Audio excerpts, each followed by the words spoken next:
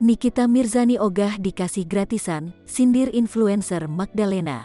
Nikita Mirzani ikut mengomentari soal influencer Magdalena yang dinilai minta dijamu atau diberikan makanan gratis ketika melakukan review sebuah hidangan.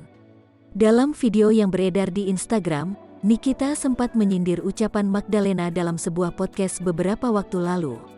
"Mau lihat gak followers Instagram gue berapa?" ucap Nikita, Sabtu, tanggal 15 April tahun 2023. Nikita Mirzani bilang, dirinya selama ini gak perlu memperlihatkan jumlah followers pada akun media sosial miliknya. Sebab, ia merasa sudah terkenal. Nikita Mirzani mengaku, selama melakukan review makanan, tidak pernah mau dijamu atau diberikan makanan secara cuma-cuma alias gratis. Sebelumnya, food vlogger Magdalena beberapa waktu lalu menjadi sorotan karena curhatannya di podcast konten kreator Samuel Chris. Saat itu, Magdalena bercerita mengenai dipandang sebelah mata ketika mereview sebuah restoran atau tempat makan.